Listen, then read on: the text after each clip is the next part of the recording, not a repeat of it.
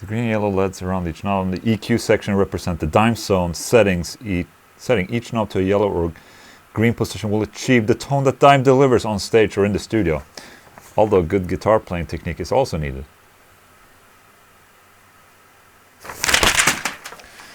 Okay.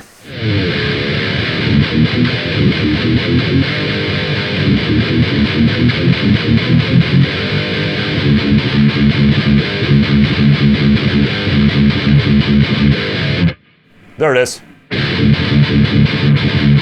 Hello everyone, I'm Englund and this is my Randall Warhead X2 video. And you might have already seen my Warhead video of the first rendition of the Warhead, which let's just say it needed a lot of help to carry out the Dimebag torch. Now, the X2 is meant to be more of what Dimebag actually wanted.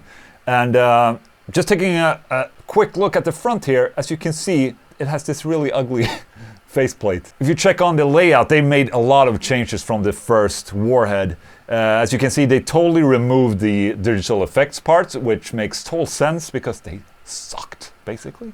And then they also removed the 9-band equalizer. And I just think that a lot of the knobs and the options on the Warhead 1 was just way too much.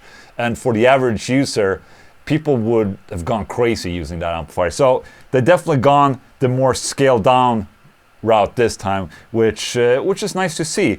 And obviously we have 2 channels, but with 2 different gain modes. We have a overdrive and then we have a fry. Huh. Cool, huh? Rad. That's totally rad, by the way. I'm using today this Washburn 3 ST USA guitar with Bill Lawrence OBL L500 XL pickup in it, flipped of course. And then I also have this Dime, what is it? Dime ST Pro with a Seymour Duncan Dimebucker in it. Both have 59s in the neck position. I'm also tuning this guitar to D, but instead of standard 440 Hertz, I'm tuning it to 425 Hertz, which was very common for a Dimebag back in the day when he tuned. So it's slightly lower than the standard D. And I need to record. I always forget. Oh, iPhone is not security. Fuck. Okay, good. All right. If you're wondering about my choice of t-shirt today, is because my daughter loved this t-shirt and she wanted me to wear this today. And you know, I do everything for my daughter. So yeah, there you go. I kind of like this t-shirt too. So let's start with the clean channel.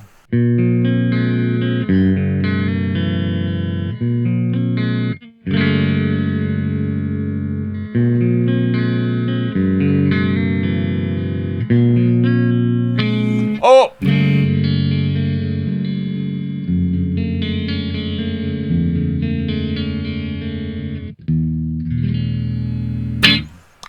Clean channel, I guess it works. Not sure if he actually used it or not. Oh, maybe I should talk about the cymbal chain real quick. So these 2 guitars goes into a Fortin 33 overdrive pedal and then into a Fortin Sewell noise gate pedal. And as you can see right now, it's the 33 is not engaged, and then into the Warhead X2 into my Hesu cabinet, miking a V30 speaker with an M160 microphone.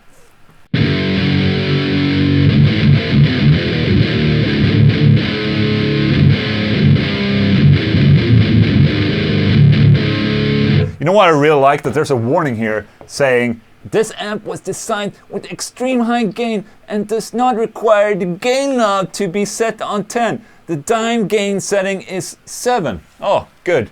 Okay, let's go for 10 because I do not like when people try and tell me what to do.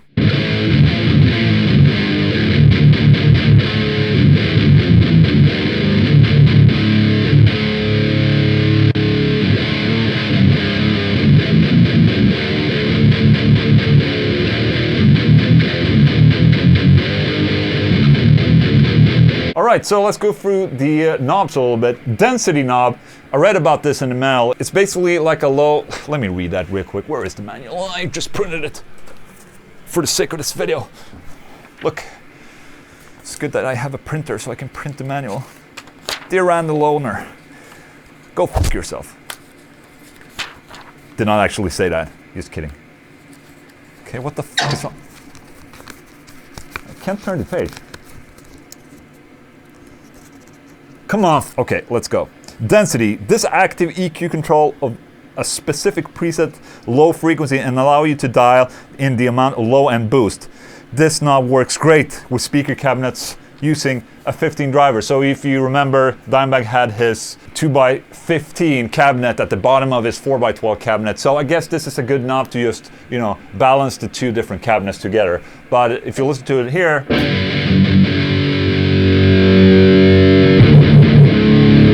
yeah, it just adds a lot of, like, I guess it's like 150 hertz or something like that, 150 or 200 hertz. It's a pretty ugly frequency, but it gives a little humph, I guess. So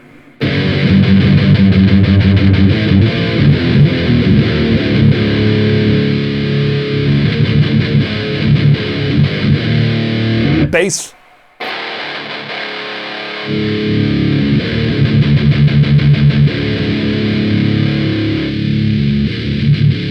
Mid-level with a mid-frequency range. Okay, so you can decide what frequency range you're working. Okay, it's not a mid-freak. Okay.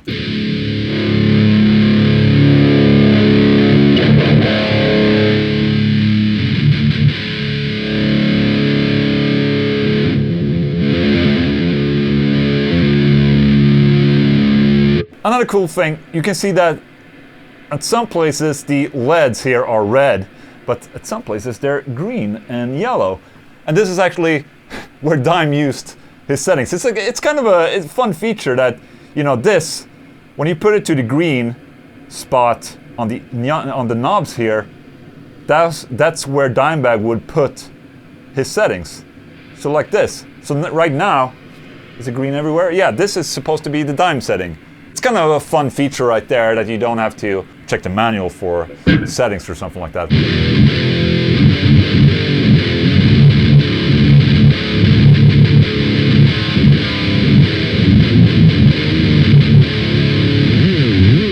All right, but you know what? I think that I'm pretty sure Dimebag probably used something into the amplifier to, you know, tighten up the tone. So that's why I have the 40N33 pedal here to kind of like, you know, just give it that extra push the amplifier needs. So let's try it with that instead. So let's go back to the green.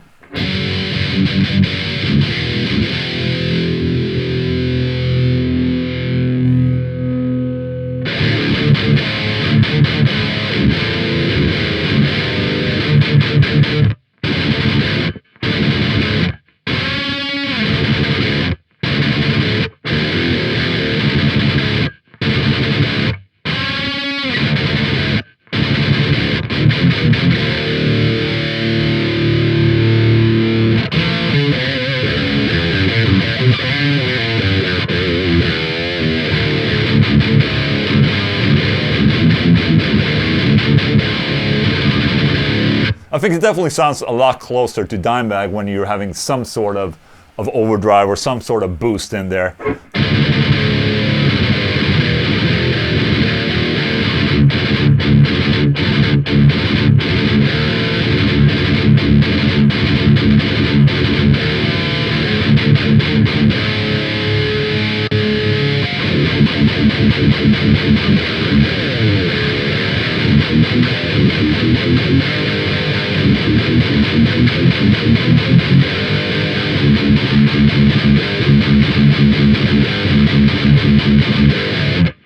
There it is.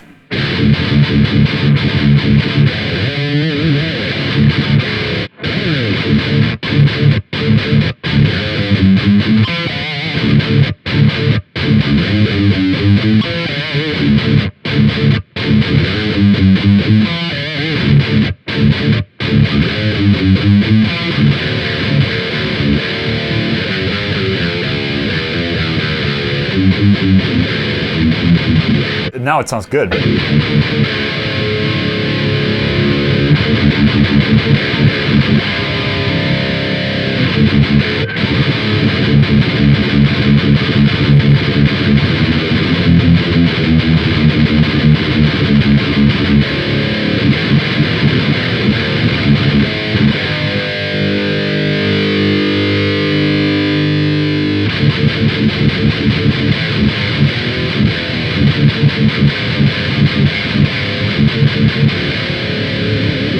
Now I think it sounds fucking awesome, to be honest.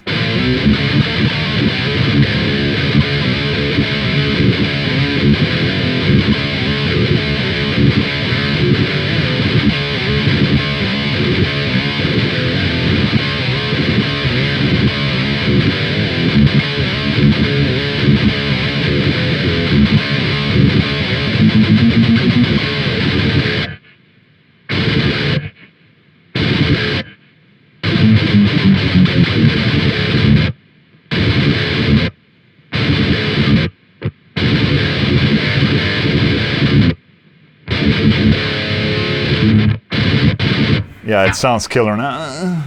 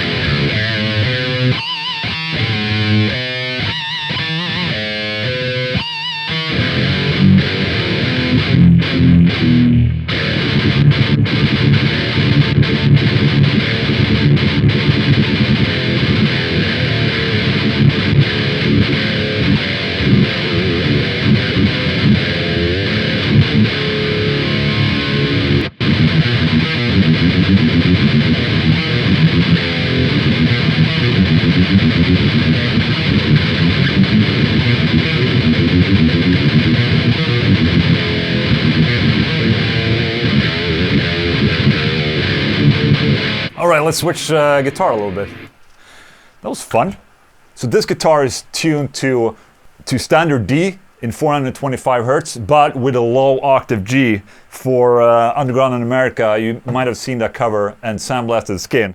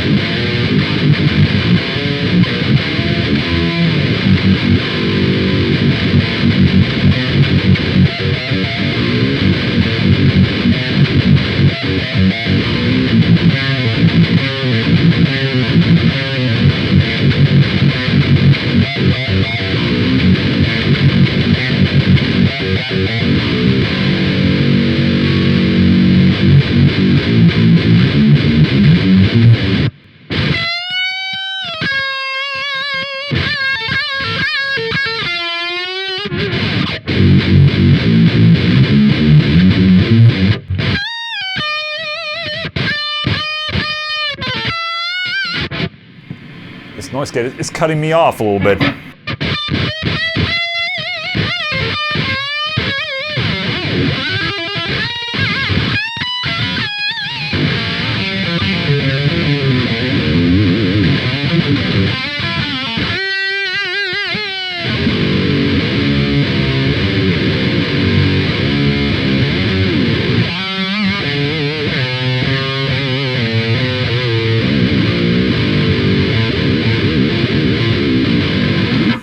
You know what? In the Dimebag tone searching that I've been doing through all the amplifiers that I've tried, this is probably the amp where I come close to Dimebag's sound the quickest, I would say. And I definitely think it trumps the first Warhead by a long mile, I would say. This amp is just a lot more thought through. And another cool thing that I didn't mention before is that it's actually MIDI controllable as well. So you can have different settings, and you can hook up your MIDI thing in your effects loop with effects and stuff, and you can control it using MIDI. So that's pretty cool, I must say. So in all, it's just a better amplifier than the first Warhead. And yeah, I think it sounds very good. I'm not sure how it sounds recorded. We'll just have to see about that. And if you like my video, please subscribe to my channel. If you're a member of my YouTube channel, you can download this track that I recorded. I'll post a link somewhere. And also, stay tuned. I have 2 more Dimebag amplifiers to try out and do a test for. The Crankenstein, and also my Randall Century 200 head, which I'm really looking forward to playing with. So there you go. Thank you so much for watching. See you next time. What's wrong with my voice today? I can't even speak. Thank you so much, and see you next time. I'm Ola Englund the Swede. Bye. Can't English speak.